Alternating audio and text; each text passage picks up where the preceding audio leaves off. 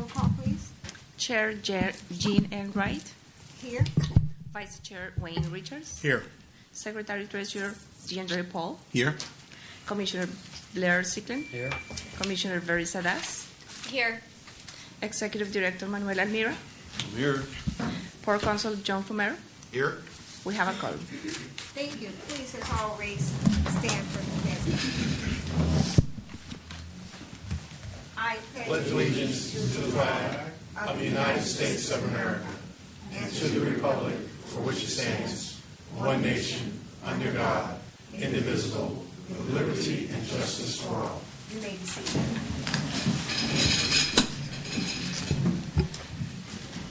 Okay, are there any additions, deletions, or reorganization of the agenda? Madam Chair, there are none. Commissioners? No. Okay. I need to have approved. So move. Second. You have a second? Thank you. All in favor, please say aye. Aye. Motion carries 5-0. Now we have approval of the agenda we just did. Okay, now, minutes. Approval of the minutes. I motion that the minutes be approved. Second. All in favor, please say aye. Aye. Motion carries 5-0. Thank you very much. Now, presentations, announcements, Mr. Mira. Commissioners, we have no presentations and no announcements. Thank you very much. Okay. Consent agenda. I need an approval. Motion. What a new commissioner. Have you read the consent agenda? Yes, I Move approval. move to approve the consent agenda. Thank you. Second. I second. All in favor, commissioners, please say aye. Aye. Motion carries 5-0. Now, let's go on. District reports. We have Mr. Mayor, Executive Director report. Thank you, Commissioners, and good afternoon to all. Commissioner staff is going to prepare to start our internship program. We will present the entire program during the March board meeting. Here's what we're looking at. You'll have to be a college graduate, be a senior or a junior, interested in gaining work experience. Tenants have been informed should they choose to participate in this program. Again, we will have the final plan to the board during the March 14th. Yeah. March 2023, which is March 16th. Now- Question. Why college graduate and undergraduate juniors and seniors? I understand the concern that we don't want to babysit. Well, The concern that I might have is that those individuals are quite far along in their decision-making process as to what they're going to do in their life. sure. As I mentioned, the plan will be presented in its entirety in March, so we'd like to have feedback, comments, Okay, such as yours. sure. Okay. Now, we have had high school, and quite honestly, we weren't very, very successful. It became more than just, coming to work. The other point why we stress college is that some of them really require or need experience in certain fields, and this will certainly be a stepping stone, something they can add into their resume in looking for a job. But again, we're all in favor of any feedback you'd like to provide.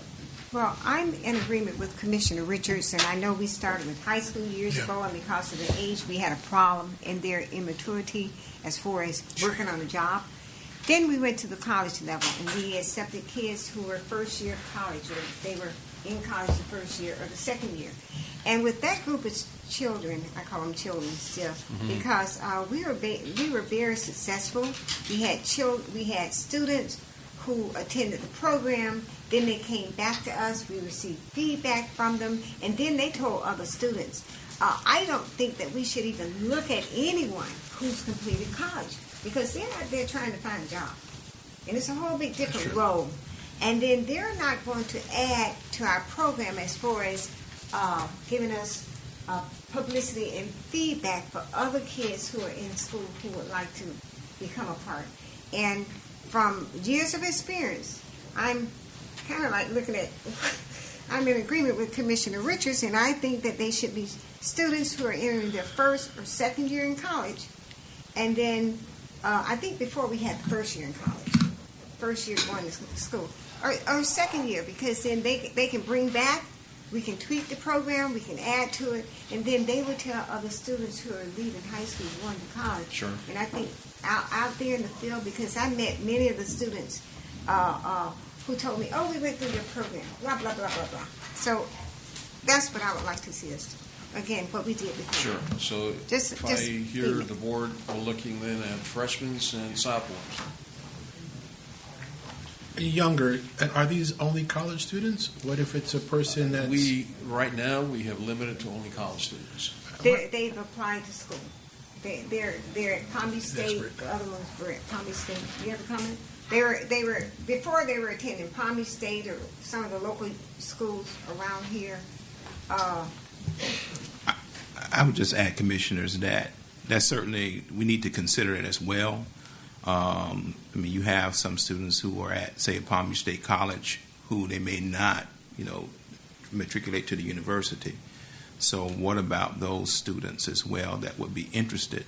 Because there are any number of certifications that they could be interested in at that particular level that some of our tenants might welcome as an intern, welcome them for an internship. So we need to account for that as well. Open it up a little bit. So Yeah. we'll open up Yeah. our requirements. I'm surprised the question hasn't come up, what are we looking to pay them? And we're looking at $13 an hour. Right, and that's why. Yeah. So, again, stay tuned. We'll be back in March. But between now and then, we'll obviously be talking to each and every one of you. All right, moving on, commissioners. Last Tuesday, the 9th, Commissioner Pohl joined some of the poor staff for a 7 a.m. meeting, which I'm still tired from. This was a meeting in front of the Central Palm Beach County Chamber as well as the Hispanic Chamber. I presented the port's main points in why we are what we are in our county. I was also followed by Tropical Shipping and Margaritaville. All companies, including ourselves, emphasize the economic importance of the international business that each and every one of us represents. Last point, commissioners. After several months of working on a video project with Palm Beach County TV, the episode is now being broadcasted online and on cable. The second episode focuses on port security and features interviews with our Director of Security, Rick Saris, and Special Project Manager, Aaron Hoffman, and the United States Customs and Border Protection Director, Port Director, David Scroggin. The video is available on our website, homepage, and YouTube channel. I encourage each and every one of you to take a look at it. I hear that one person in particular, Mr. Rick Laceris, did a phenomenal job. It's what I've been told. I haven't seen it yet.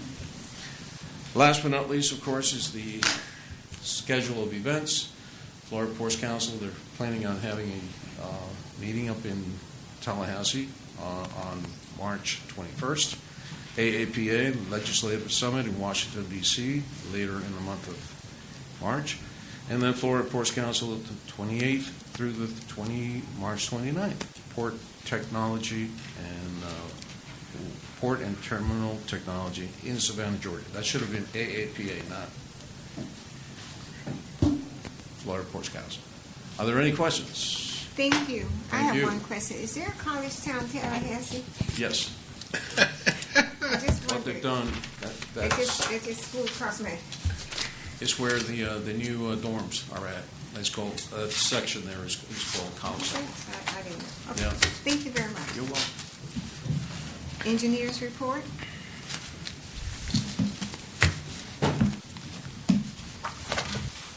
Commissioners, my pleasure to begin to give you an idea of what we're doing with our biggest project in a long time, the Port Infrastructure Development Program. As you can see, this is we're beginning the selection of potential design build contractors. Today we received those proposals or qualifications. We had 6 that I saw so far as of 3 o'clock, so I believe we have had 6 submittals. We've got some really well-known contractors and some great teams that have been put together for this project. We'll be coming to you for more of the selection process as we go to the selection of go through the design build process, which our consultants are working on. There's a lot in that, and I'll step over to the board if you can bring me the next slide, and we'll talk about what's in this thing. You're working, of course, with tropical shipping. Most of this work is done in the tropical shipping area. And tropical shipping is brought in a company called Cargo Velocities. And Cargo Velocities will take a look at the tropical area. We know what the tropical area is. For all practical purposes, it's north of the railroad tracks. And in that area, if I can see the slide for them, here's the general layout. So if you can see that, you can see that you've seen the new gates, the new entry points, radiation portal monitors, the way cargo will be handled within their terminal, which is a completely redesign of their layout. Yes? Insofar as we have 2 new commissioners, would you just take a moment and point to the various areas? Maybe you need to come Sure. up here or down there, please. Sure. From there, you can see, this is our main entrance. Front. You're welcome. Oh, okay. This is our main entrance road in. And if you look at that drawing that's on your screen, our entrance gates are here now. They will continue to be here now. Everything's wider, more traffic. We want to get more trucks in faster. That's part of the benefit cost analysis. 2 things. Add rail to get trucks off the road so we don't have emissions on the highway, and get trucks in faster so they're not sitting there waiting with truck drivers not making money sitting there waiting, etc. So in this area, we're going to have entrance gates. It's where all the TWIC operations and the security situations begin. Then we begin to get into the staging area. And if you can see on your screen, in this general area, we start to create waiting lanes. Many more lanes than we've had before. Basically, we're a 4-lane highway now. You can see that we've got 6 lanes in some areas, 5 lanes in others. This will be the main entrance. And as you come in, you'll be guided to other areas in the port. You can see things that will be part of Tropical's operation, dispute resolution for containers that they don't know where they're going or there's something wrong with their weighing. Scales will be incorporated into this, both moving scales where they'll drive across and they'll get a general weight within 10%, also scales that they'll sit on when they're stopped, and that'll give you an exact weight within 1 or 2%. That's important for them to develop their cargo plans. Tropical, you can see, will be making many changes. Their building will be cut off some to allow these wider roads. They'll be bringing in staging areas down here. You'll take away this facility here, which is where trucks get first entered into their system, coded into their terminal operating system, and also the radiation portal monitors. Now the radiation portal monitors, which are for exit cargo only. We look, any cargo that comes in on a truck has to go, or comes in a container, has to go out through a radiation portal monitor to make sure that bad guys aren't sending us stuff we don't want here. Radiation portal monitors will be right in this area. You'll see there are 2. Yesterday I had a long meeting with CBP DHS negotiating a deal to have them pay for all of the radiation portal monitors. In that, they've added one. They want 3 here. Because what happens in a radiation portal monitor, if that truck sends a signal that there's something wrong with that container, the gate goes down and that truck's locked and that lane is lost until CBP can get someone here, do a hand scan, and then they may bring them over. And as you see up there, there's a staging area over here, dispute resolution area, where they can look at the cargo, they can open up the containers, and find out what is causing the hit in the radiation portal monitor. Then they go through lanes as they go out. There's some weighing that takes place here, and trucks go out. Extremely efficient compared to what we do now. This should be able to 3-fold our traffic on this road with these additional lanes. The other part of it is a bypass lane for non-tropical, because we've basically separated tropical from the rest of the operations. As part of that separation, Avenue E will essentially close. And there will be a gate here that will be able to be open, just a gate arm. And you will be able to have traffic in the event that there's a wide load that has to go through this area, or in the event of a fire truck's needed, an ambulance or something like that. We have multiple lanes in. So that will remain closed to stop traffic and separate non-tropical traffic. You see on your screen that area, which I believe potentially we're going to call Almira Highway. We're going to propose that after he's gone. We're not going to do it while he's here. And Almira Highway would come in. We will have rail below it. There will be some impact to buildings 11 and 12. Part of that impact that's going to be included as an optional bid item in the PIDP, we have grant funding to replace Building 13. We might change the name of this one to Building 13 so we can use the grant to get this out of the way. We're still looking with our master plan folks on where these are going to be relocated. The options are in this area, which is banding operations and some cargo operations with Tropical. Our business development manager, Mr. Meekins, has already talked to Tropical, and they would be willing to move this operation up here so we could build 11 and 12 or 13 down in this area. Another option is a long linear building here. A long linear building here, we could build it as we have funds available. One of the big considerations is we've got to look at truck traffic and what gets taken up as non-operational land, meaning just trucks have to have lanes to back in. So we'll be studying that from both these areas and this area to see which one is the best operation to lose the least amount of land for our trucking operations. That is basically what our PIDP is going to look like. Very exciting, and as I said, we've got 6 proposals in. We'll begin that process. Carl, do we have a time schedule up there? This is the general time schedule. We advertised for the RFQ on January 9th, 2003. The RFQ was due on February 16th, and as I said, we've got 6 proposals. I've taken a quick look. These are high-quality teams. These teams are typically a high-quality contractor with a high-quality engineer. So you get your design and build in this one package. Shortlisting to the board was proposed for March 16th. Right now, I don't think we need to shortlist because we only have 6 proposals. And what we didn't want is we didn't want 25 people presenting proposals when we know a lot of them weren't qualified to do it. We'll check and make sure, from what I've seen, the highest qualified people are there.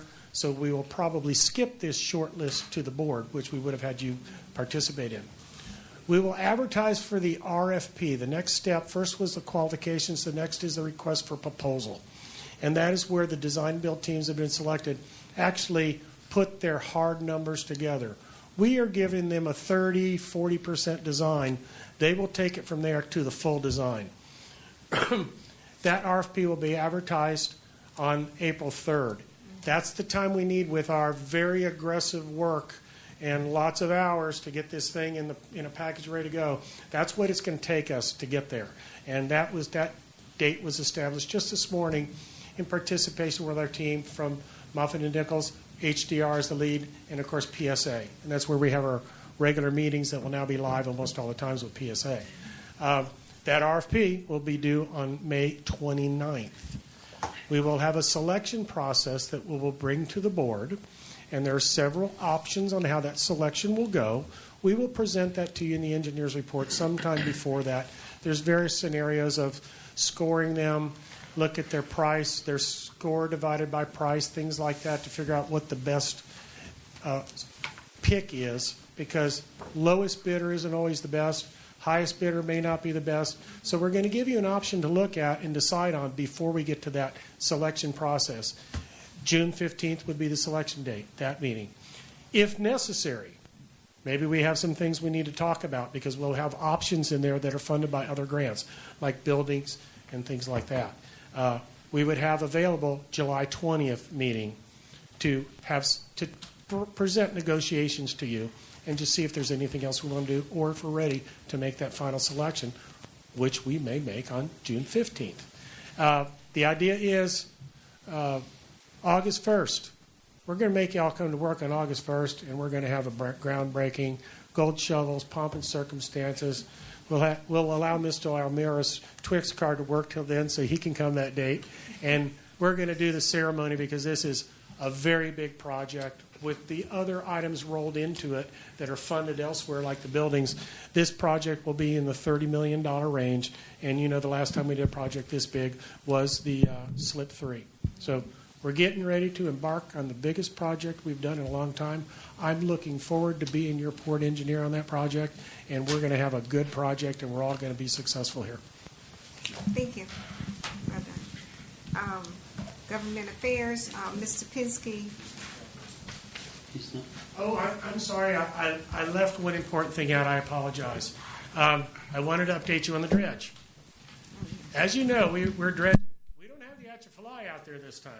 We have the Dredge Alaska from Great Lakes Dredging Dock Company. Dredging commenced last week or a little before that. This is a dredge compared to the Atchafalaya, which does about 10,000 cubic yards a day. This dredge can pump 30,000 yards a day.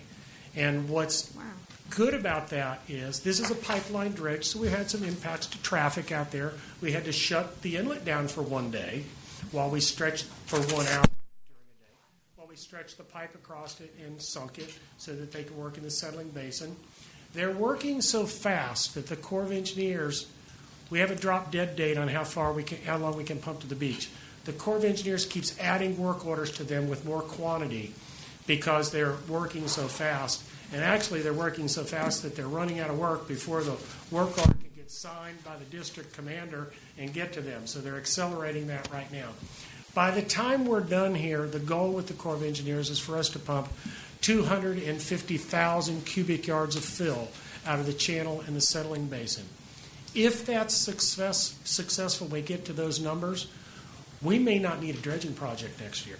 Now, I can tell you that one concern that Port Engineers and the Corps of Engineers has is that we had a lot of fill get knocked in the water by Nicole and the other hurricanes.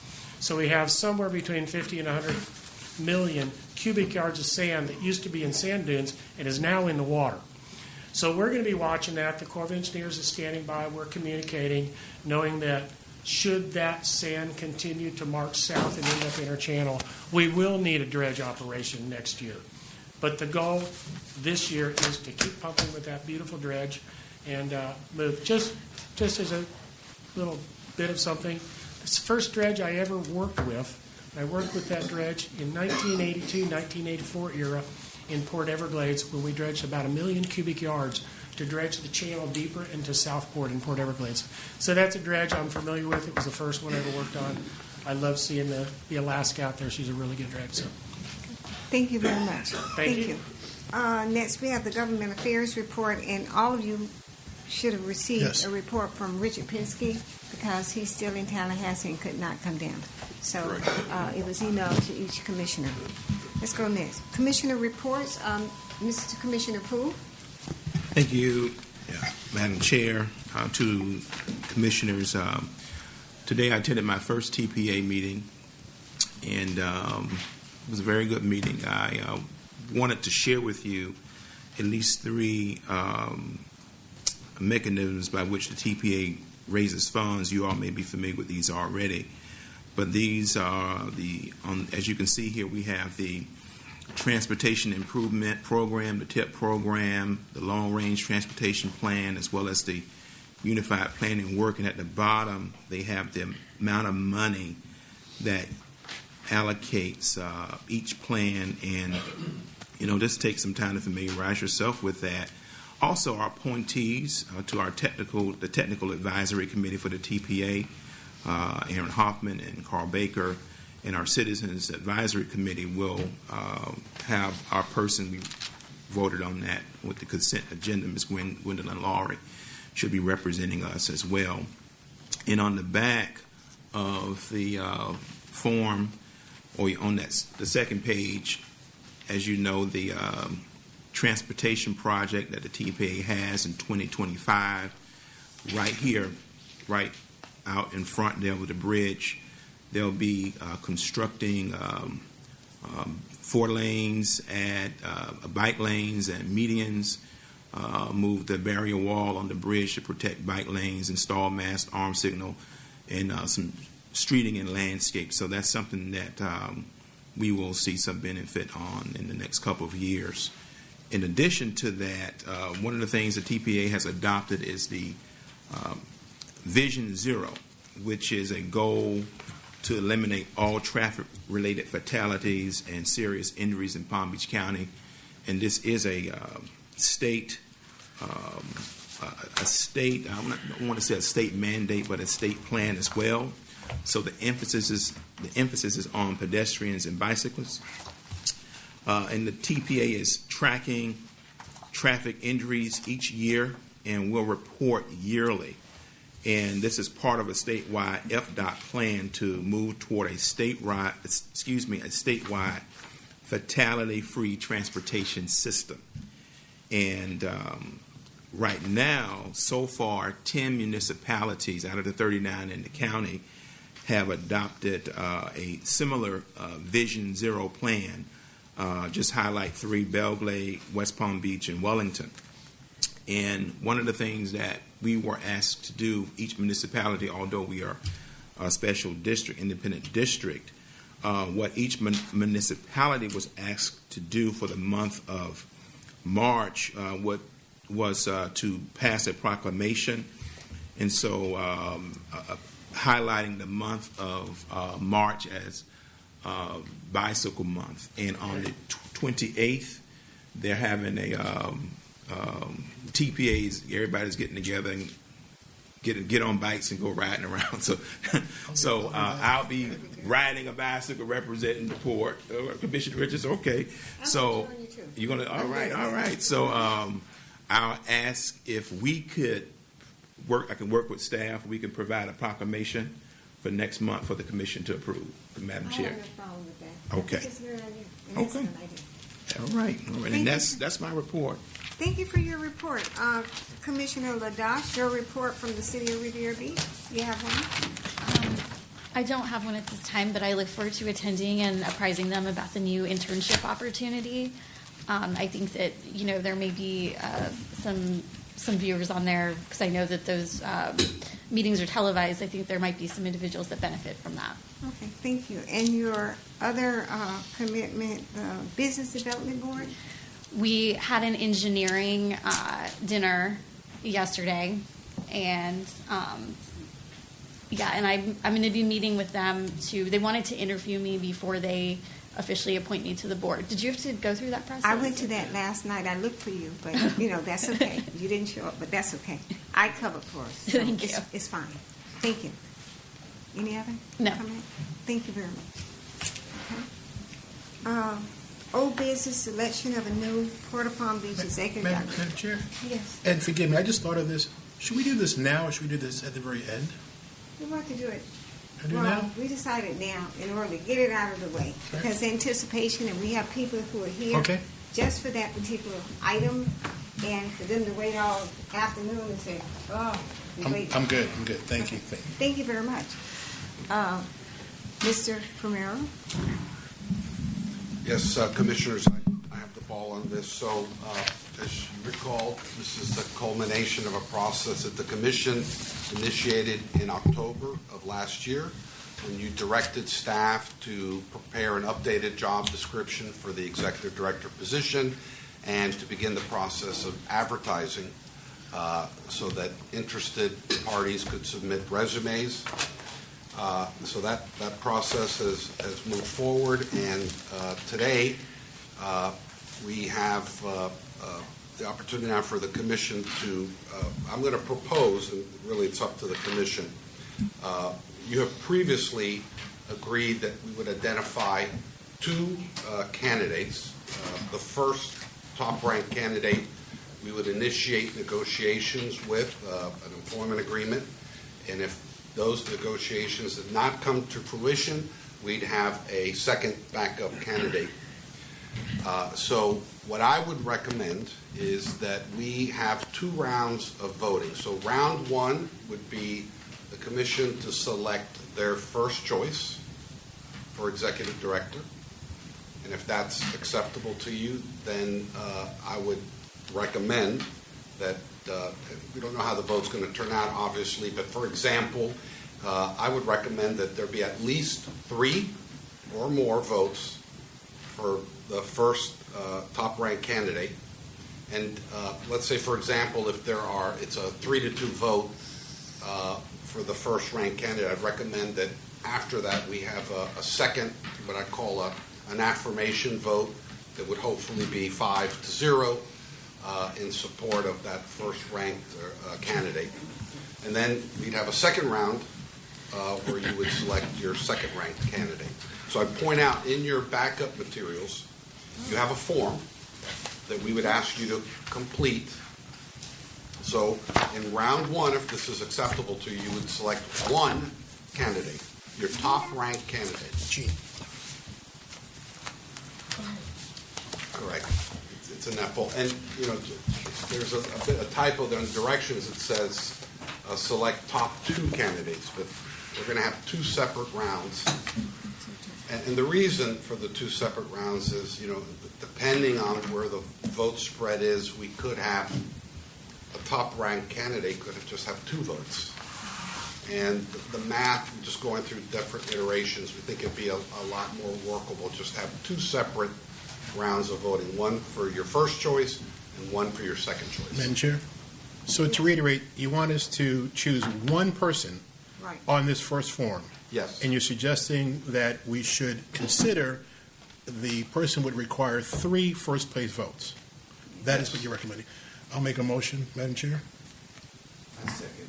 Okay, well, I move that at this point we vote for one person, your top choice, and should a candidate receive 3 or more first-place votes, that'd be our first choice for the new ED.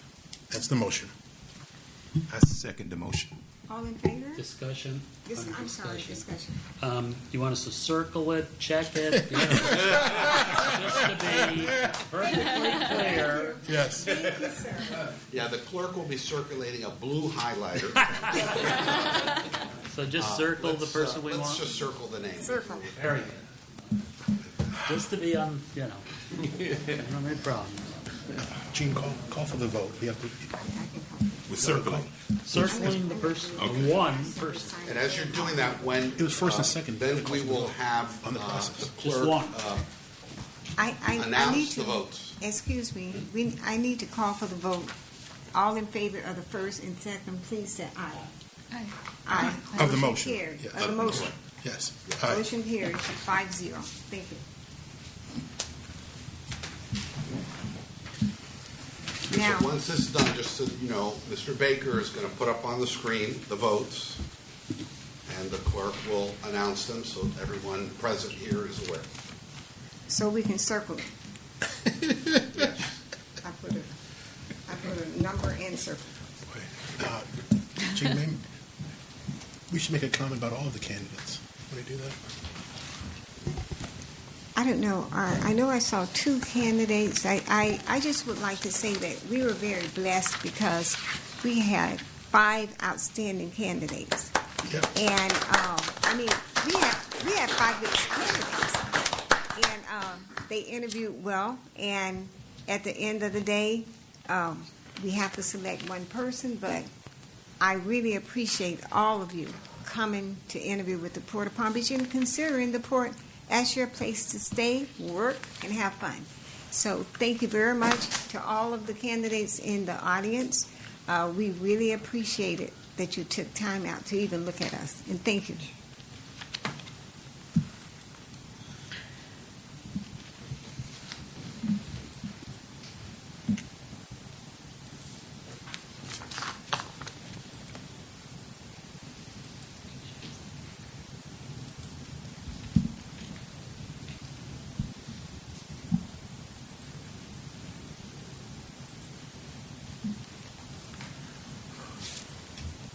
This is anticipation. Really? And you want to wait till the end of the meeting?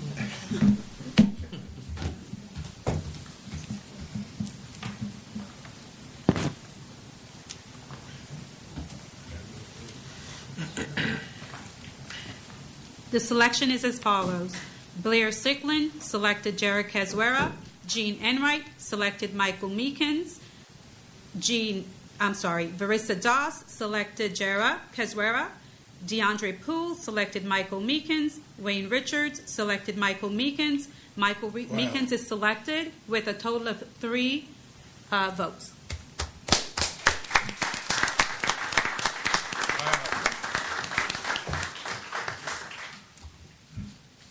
Thank you very much. Mr. Meekins, would you like to say something? He accepts. Very humbled. Thank you very much. I look forward to working with the board, the staff, the community, and the tenants. Continue to make the port everything it can be. Thank you very much. Very humbled. Thank you very much. At this time, I've asked the commission to consider another vote on Mr. Meekins as the first choice. I move that we unanimously select Mr. Meekins as our next ED. Second. All in favor, please say aye. Aye. Aye. Motion carries 5-0. Thank you. Next new business. Let's go on to. So now we would ask that you, using another one of these forms here, select your Second person. second-ranked candidate in the event that Mr. Meekins is unreasonable in our negotiations. If you have a contract, he'll sign it right now, and then we don't even have to vote again. Oh, this is tough. Which, by the way, if you all have checked, I sent you a proposed executive director employment agreement yesterday in your port emails. Oh, boy.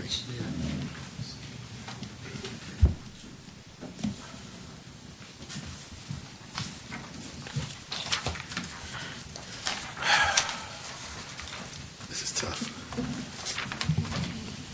Mr. Famera, I don't think I received that email. I didn't get it either. Be careful. There's a double check. Yeah, I can resend it easily.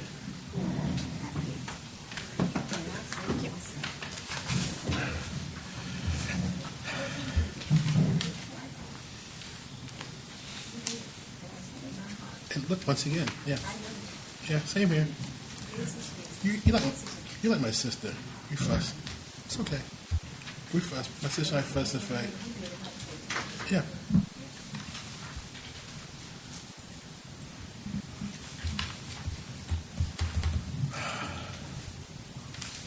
I'm going to make a comment after this.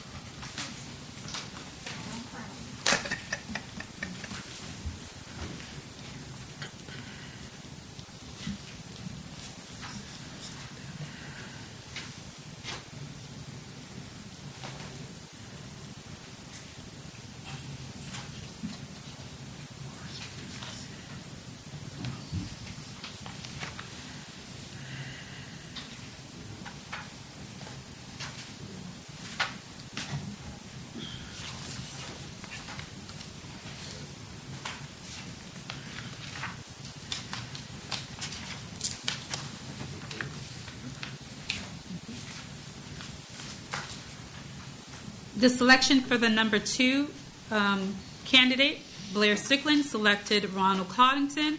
Jean Enright selected Jorge Hernandez. Marisa Doss selected Jared Cazuera. DeAndre Poole selected Jorge Hernandez. Wayne Richards selected Jorge Hernandez.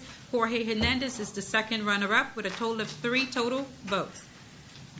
Madam Chair, Commissioner Richards. I'll make a motion to have a comment. I move that Jorge Hernandez be the second choice for ED. I second. Any discussion? All in favor, please. All in favor, please say aye. Aye. Aye. Motion carries 5-0. Madam Chair, Yes, sir. a couple of things. To old friend Jared, I loved you when you were here. I hold you in high regard. I wish you much continued success. Yeah. Ron, you're too damn good engineer. I'm sorry. I'm very serious. You are a phenomenal engineer. That report you just gave, and you also mentioned you want to be our engineer going forward. You can't leave here as engineer. You're phenomenal. I wouldn't have it any other way. We So, need you. we need you as our damn engineer. You're great. I appreciate that very much, that vote of confidence. You- My job is an engineer.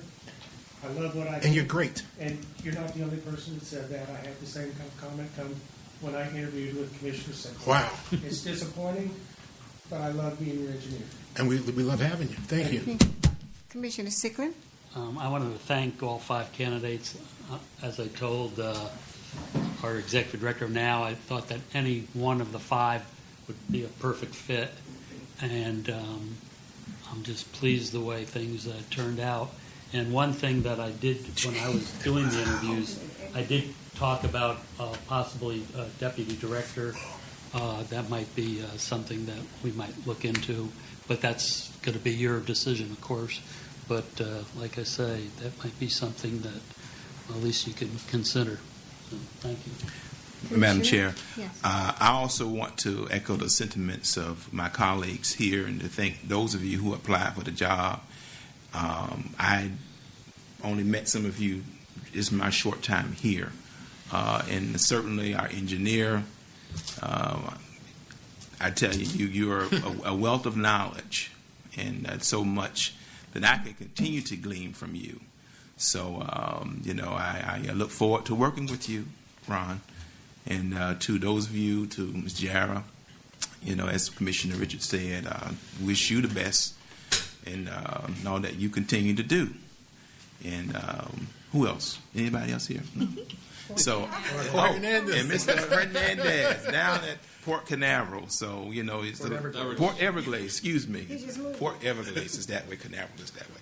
So, thank you for also putting your hat in the ring as well. And it was great to sit and get an opportunity to hear about you, all your experience and your vision. So, we look forward to continuing to keep those relationships as we move forward.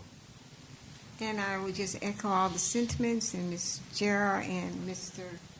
Hernandez and all the other candidates. I wish you well in your endeavors, and thank you for applying. Thank you. Let's go now to I-2.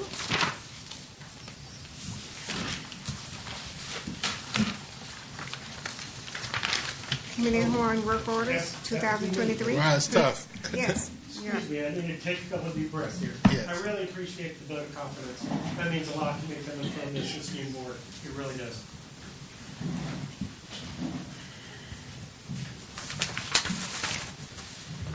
Just to give you a little background, this is a work order to Kimberly Horn for trench drain and electrical improvements. Why are we doing that? Well, first of all, we did receive a grant to help us relocate facilities.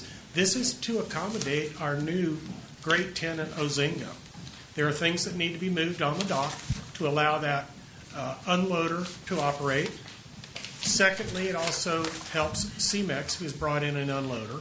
So what we're going to see is some really sophisticated work out there on how cement ships are unloaded, which is going to be good for the environment and good for the production, and is going to provide for a high quality. Now, in this, we are looking to relocate some electrical power boxes and some high mass lighting that would interfere mainly with the boom on the Ozinga unloader. And we have both electrical and work from Kimberly Horn in here and from the consultant. Madam Chair, Yes. move approval of I-2. Second. Thank you. Discussion? All in favor, please vote aye. Aye. Aye. Motion carries 5-0. Thank you. I-3? This one's simple, high mass lighting. We're converting all of our high mass lighting eventually to LED. We were able to piggyback on a funding contract out there from Sourcewell, so we have some very good pricing. We've got this budgeted in our renewal and replacement for about $125,000. We're going to get 3 high mass lights converted to LED for $102,000 through the Sourcewell contract and using Musco lighting, which has been great to us, and we'll be providing a good warranty on these lights also. I motion that we approve item I-3. Question? Discussion. The lumens are the view from across the way from the island and other areas. How will it change going with these LED lights, please? These LED lights have guards on them. The most successful lighting that we have in the port as far as lack of complaints, they're also turtle friendly, are these lights. Thank you. So we're taking that into consideration. Thank you. Thank you. Any other I discussion? just one question. Is this the same lighting that is along Silver Beach Road at night? Are you familiar with? I'm not familiar with Okay, that. okay. And one of these facts is that these are high mass lighting, so they Yeah. require a few things for both turtles, and it's hard to keep high mass lighting out of the people's eyes that are over across the way. Okay. But these have not. This newer style has not received many complaints, Okay. so it's working well. Okay. Call for the vote. All in favor, please say aye. Aye. Motion carries 5-0. Thank you very much. Thank you. 1-4, Ms. Famera. Yes, ma'am. This will be brief. As you may recall, we are now in the process of executing the judgment for damages that we obtained from the state court judge. And in furtherance of executing on that judgment, which is approximately $1 million, exclusive of attorney's fees and costs, which we are also entitled to, that will be awarded in a separate proceeding. But in furtherance of that, we filed discovery requests. That's a fancy way lawyers call it discovery. It's essentially asking the two companies, Monarch Shipping and Teeter Stevedoring, to provide us with documentation demonstrating their ownership of real property and personal property so that we can execute on that property to satisfy the judgment. It had not been forthcoming, so we had filed a motion to compel responses to our discovery. The court granted it. The deadline was yesterday, and yesterday we received responses to the discovery. I will be working with Mr. Meekins to review that information and determine if it's complete, number one, and number two, what real and personal property will we begin attaching to satisfy our judgment. And sometime within the next couple of months, we'll also initiate a proceeding to obtain our attorney's fees and costs. And as the two attorneys on the commission will know, when you do that, it's a separate evidentiary proceeding where we have to demonstrate that our attorney's fees and costs were reasonable and appropriate. We don't anticipate that will be a very prolonged process, but that will be initiated in the coming months. Now, my question is that you said they missed the deadline yesterday, right? Well, no, they submitted on the day of the deadline. So, Oh, it was yes. They did make Yes, it. ma'am. Okay. Just in time, just in the nick of time. Oh, okay, Commissioner. Do we believe we'll be able to execute on and receive the full 1 point whatever million? Do we have any idea? In other words, are they collectible? Yes. So the short answer is no. The responses, the sworn responses to the discovery should give us a pretty good idea. And so by the next meeting, I will be able to give you a sense of what's out there and whether we'll be able to satisfy the judgment. Thank you. Okay. Any other questions? Mrs. Sickler? And if I may just add one thing, that it's not uncommon and I'm not suggesting this is the case with Teeters, it may or may not be the case, but when a company is going down, it's not unusual for transactions to take place and property, real estate and other property to be transferred from the company to individuals. And we're going to be looking at that very closely as well. If that did occur, we will be able to go after those transactions as well. Pre-judgment or post-judgment? Pre-judgment. Oh, there were transactions. Oh, I know. There were transactions. Yes. Yes. Wow. Okay. Any other questions? Thank you. Let's go on. J1. Okay. I'm sorry, Madam Chair, if I may, Go on. one I'm sorry. just housekeeping matter. So with respect to your decision on the executive director, so I have a draft agreement, and that will be finalized. I'm going to resend it to everyone today. Okay. But once that's approved, with your indulgence, I would like to initiate negotiations with your first, Mr. Meekins, your first choice candidate. How would you like that to proceed? I mean, there's a number of options. One is I sit down with Mr. Meekins and bring you something back, or you can identify one of the commissioners to sit with me in those negotiations. And in either case, nothing will be approved unless until it's brought back to the full commission. Does the chair wish to? Yes. I guess it's a return from 14 years ago. Well, it's reasonable for the chair to be the person. Yeah. And one more item, Madam Chair. I don't recall that you provided any direction on compensation. I know there have been a number of informal conversations. I have heard a range of, and again, this irrespective of who's been chosen, when we were looking at all the candidates, I heard a range of 200 to 250, depending on experience and qualifications, to be negotiated. But if you wanted maybe to set some brackets on that, or just want us to... What did we budget for? I know we budgeted for an amount for our executive director. Can someone just look it up, Mr. Williams, and tell us what we budgeted for? Certainly. Michael Williams, CFO. We budgeted in the fiscal year 23 budget annual salary of $280,000 with an effective start date of April 1st. So we budgeted approximately $203,000, including 200 and what now? $3,000 for the fiscal year. It starts But it's April proportional. 1st. Yeah. proportion. 203,000. Right, inclusive of all benefits, including health Madam Chair. insurance. I might recommend, based upon what we're currently paying, based upon the current salaries for EDs and where we are, I think our chairperson and attorney can come up with something that's reasonable that we can then ratify. Yeah, I don't think we want to do that here in a public forum. Right. It wouldn't be. We can work out something. Yes. We'll make it happen. That you will be pleased. Trust me. Be fair. We will be fair. Wayne looked at me from years ago. She gave this guy a hard time, but she improved and came around fully. And we did the right thing 14 years ago. Thank you. Thank you. Now, Mr. Baker, I'm sorry. Go ahead.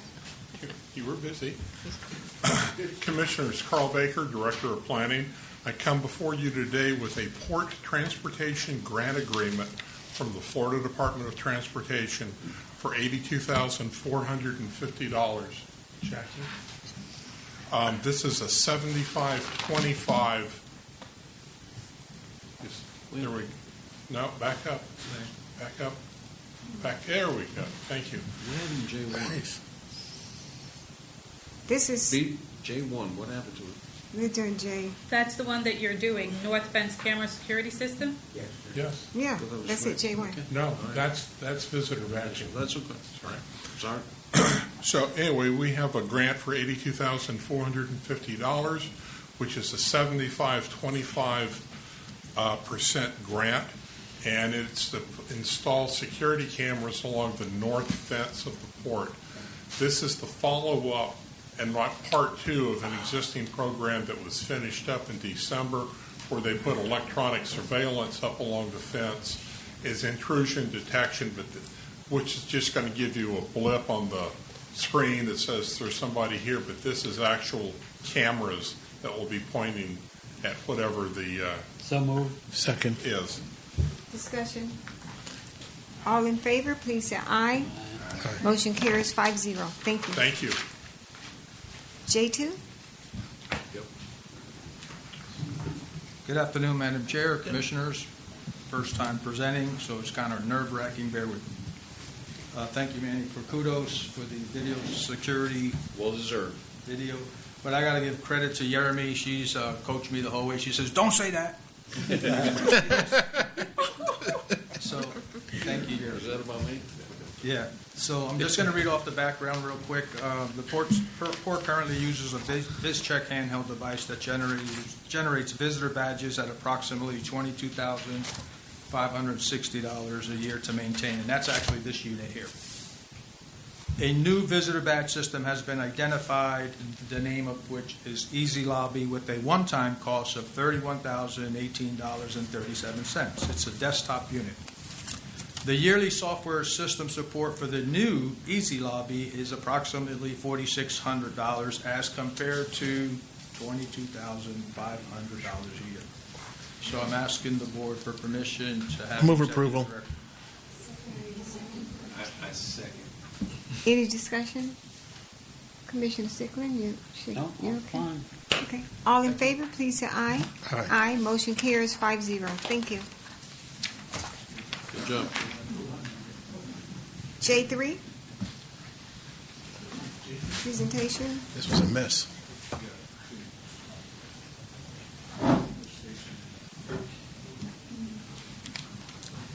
Requesting approval for emergency repair of a sewage lift station. This isn't anything that you really want to deal with. We've already had an overflow, et cetera. Keith Leggett, our infrastructure manager, did a really good job of shopping three prices. They range from $54,750 down to a low of $18,500. We're spending $1,000 every few days to pump this out to keep from flooding in the road, even though we have had one flood in the road already. We've already talked to this contractor and said, we're going to give you approval immediately. We don't have a choice on this one. And this is a good price. Second. Discussion. All in favor, say aye. Aye. Motion carries 5-0. Thank you. J4. I knew it was executive director. Good afternoon, Commissioners. Item J4 is requesting the Board's permission to issue an RFP for 2 acres of the annex property for the purpose of reestablishing vehicle shipments as well as other cargo from that location. If you take a look at your map there, I'll kind of give you an overview of what you're looking at. The old location that we used to have for shipping vehicles was up to the northeast there. Northwest. And then the new location would be down to the south, right off of Broadway. Those are primarily the only 2 areas that we can designate as non-restricted areas to allow the public to come in and actually conduct this sort of business. We'll put the RFP out, and it'll essentially have 2 acres. We'll put a lot of control factors in the actual RFP and the contract to ensure that we have a lot more controls than what we used to have in the past. That whole area there is fenced off. It'll have about 600 vehicles in it. The vehicles will not be allowed to be put anywhere else on the board during that time frame until their ship is actually arrived, and then we'll let them go ahead and start loading up. And right there is going to be the primary of the usage is going to be for vehicles. However, we have set it up so that if things dictate that there are problems with shipping vehicles, they can come back to the port, ask for a contingency on shipping other goods, and we can go ahead and approve that from the board's perspective. As far as the contract, we're planning on putting in plenty of checks and balances to make sure that we've learned the lessons from the past on this, and that we'll make sure that we don't run into some of the issues that we have in the past on this. I guess in the contract, I have a question. I guess we could put in the contract that they are required to service Haiti. I would hate for us to end up with a tenant and they do everything else except go to the island of Haiti. Oh, no, definitely. Okay. Absolutely. Okay. Yes, go on, Commissioner I Sickman. certainly don't think we should put in a contract that we have to go to a certain destination. Okay. What Oh, no, happens? hold on. Well, let me finish. Why would we, say we have to go to the Bahamas, we have to go to a certain country? So I'm for one, that this came up awful quick, and, I didn't know what kind of due diligence we had, what kind of market there is right now in Haiti, what kind of government objections there are getting cars in there. So I kind of feel we're kind of jumping the gun anyway. So I definitely don't say we have to put it in the contract that it has to be for cars to go to Haiti, because we don't even know if that's a feasible business anymore, unless someone's done the research and it can show me that, oh yeah, this is going to make us all this money. I just don't grasp, where all these cars are going to be coming from and why we're moving so quickly. So, Well, You go well, first. I can just say this. I see what you're saying, and I do agree, but we need to look at another picture. The person who ends up and gets the contract, they can go to the Caribbean. They can go anywhere they want. But I would like for them to at least inform us, and we're aware that they will at least make 1 or 2 trips to Haiti. Let's get real. We've always serviced the people of Haiti. They've been good partners with us over the years. And I would hate for us to end up lease the property out, and we have someone that said, "Hey, we're not going to Haiti at all," and that could happen. So I know that Haiti might not be a market that they can receive services and good and make money, but they can go to any of the other countries too. But just a couple of trips to Haiti, I think, should be required. That's just my take.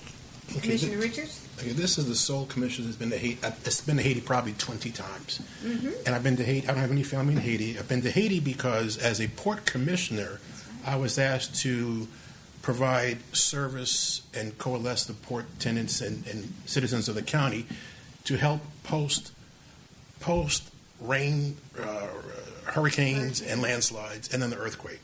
So I've been in Haiti about 20 times. I don't speak Creole. I don't have family there. But car shipments to Haiti are critical, and they're big. They currently go out of Miami, Fort Lauderdale, and Palm Beach for, I think, over 50 to 60 years. It is a very lucrative business. The family that was here controlled it for decades. The father died, and in my opinion, the family imploded. That's a fact. When you are in Haiti, and when you go to the 2 ports that we used to serve, Saint Mark and Gonaive, Saint Mark and Cape Haitian. No, it wasn't Cape Haitian. Cape Haitian's to the north. I realize it. No, I but think that's where they went. No. St. Mark and Gonaive. I've been to both of the ports. I've seen these ships unloading cars. It is a very highly lucrative business. And cars are still accepted in Haiti. Cars are not an issue. Whether or not you believe Haiti is a Class A or Class B country doesn't matter. They receive cars and shipments from this country. It's critical. The Haitian American community expects the Port of Palm Beach to service them, and we're going to service them. We're not going to play games and go to Jamaica, which we don't go, or go to somewhere else we don't go. It's a viable, vibrant, successful market. And had it not been for the family imploding, we'd still be doing the same thing. The sins that we experienced before, we were sloppy. We allowed cars to be all over the port, and I know where they were. I could point them on the map. I've been probably around this port. I've been on these grounds probably more than anyone else, irrespective of years. So this is a critical component of the Port of Palm Beach servicing the Haitian American community. And like I said before, we made a commitment. I remember that Of day. course. They came here, and we were at Southgate. Do you remember that? We had The all mayor kinds of from- programs from and things from Haiti, Puerto- the president, all of them. And I would feel really, I just cannot vote on something where the person who receives this contract to lease the land don't go to Haiti. And it could easily happen because there are lots of folks out there It who is wanna very do it. lucrative. So therefore, Whether you're concerned about there's no concern about the government. People are living there. People are driving. This is very lucrative. We're not concerned about the government. We're not concerned about militia. This service is needed at the Port of Palm Beach. I got another question. yes. So you obviously understand this a lot better than I do, but why do we just limit it to cars then? Why? If I can, we You have. can- So what we've tried to do is we've tried to allow whoever is the award winner to have more than one leg of revenue. Yep. So we put That's in in there there. that they could actually move cargo as well. We don't care particularly what cargo or anything else, but this way, in the event that there was a downturn for some reason, they could still have something to stand No on. downtime. We'll keep close ties on the actual what they're doing. If you looked at the chart that Carl had up earlier, it showed most of our business went to our Port Everglades, and right now that's where the bulk of it is. So we know the cars are still being shipped. Yeah. We know they're still moving. We know there's the request constantly up here for, to have the service back here.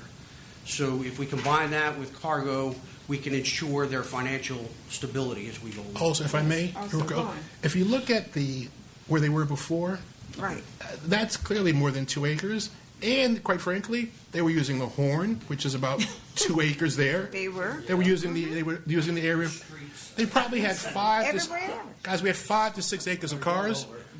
We're talking about 2 acres. Okay. We're talking about 2 acres. And So so we what can easily- what we've done with that 2 acres, and the reason why we settled on that, was because the shipment loads would be about 300 per shipload.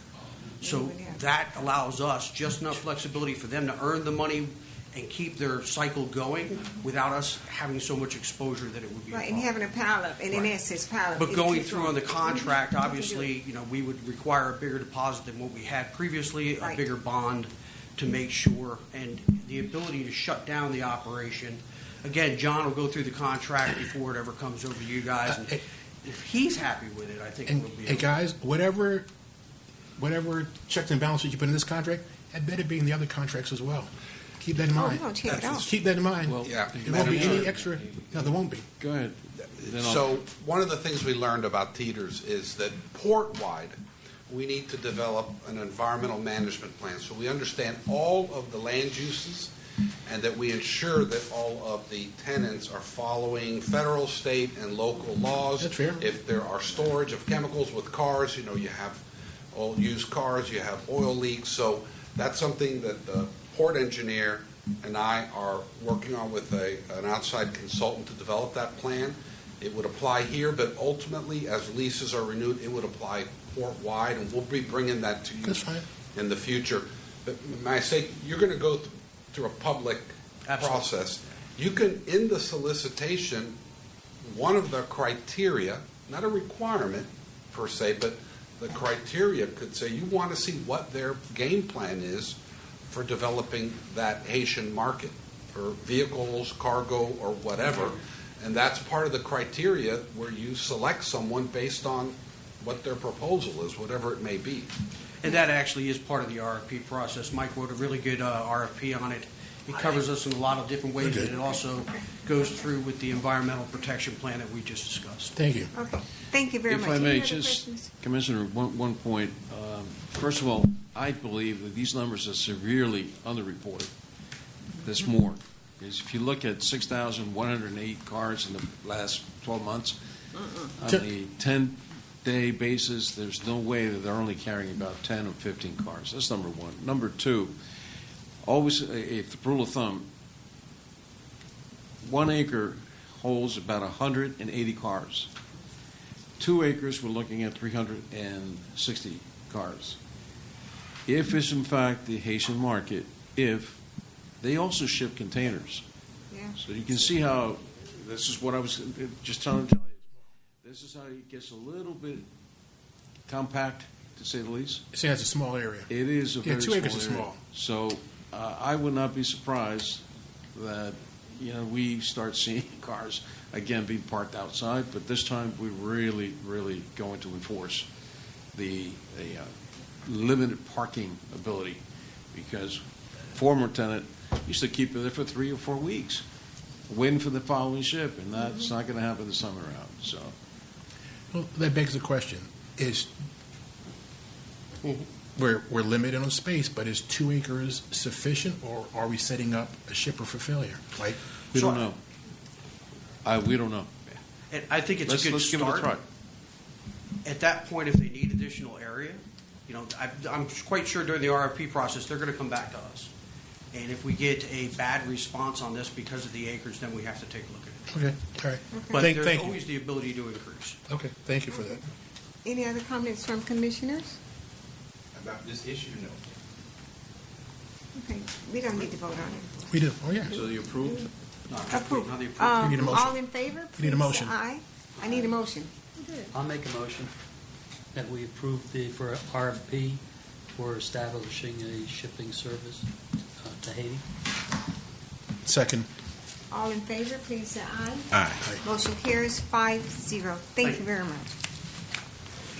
Oh, we've had an excellent meeting. Do I have have no cards from the public. Okay, so Commissioner Ladash, you have something to say, madam? I just wanted to say congratulations to our new executive director, Mr. Meekins, and also Mr. Coddington. We all value you so much, and I'm sure that this is the beginning of new opportunities for you as well. So, I'm going to have my fingers crossed and hopefully congratulate you too. This was a very, very tough decision. There were so many qualified. Everyone was qualified, all of the applicants. And, and I'd like to just thank all of our staff. You guys worked so hard. And also the public for sharing an interest in our meeting. Thank you. Thank you. Commissioner Richards? Nothing further, but congratulations to you, Michael. Manny, you're still here. You've done a phenomenal job. We're going to miss you, but we have you for a few more months. You do. Ron? You know I'm here. We need you. We need you, Ron. Thank you. I'd like to hear that. Yeah. Oh, you know it. We need you. Commissioner Poole? Yes, I just want to thank our public information officer for Urimi for the video, Black History Month video that you recorded. Is she here? No. Oh, for that information you put together was very nice, and to see it on Facebook. And I'll just add that I failed to give you another bit of information. 1, 2, and 3. The three of us all went to Howard University. Different years. Okay. They were there a long time before I was. But wow, so that's here. another interesting fact. Beautiful. Yeah. Same here. Thank you for that, DeAndre. Commissioner Sickland? Yeah, I'd like to congratulate Mike Meekins for being promoted, and I am 100% confident that the contract negotiations will go very smoothly. So, congratulations and save the rod. Like I say, we'll keep the team together. Got a lot going on, and so let's get to work. Thank you. Thank you. I would just like to say thank you to our outstanding staff. You do a wonderful job. And also, Mr. Ron, I know you can't leave us now. We're not going to let you. Nope. So, also, congratulations, Mr. Meekins. And our next meeting will be, let me see, Thursday, March 16th at 4 p.m. Thank all of you.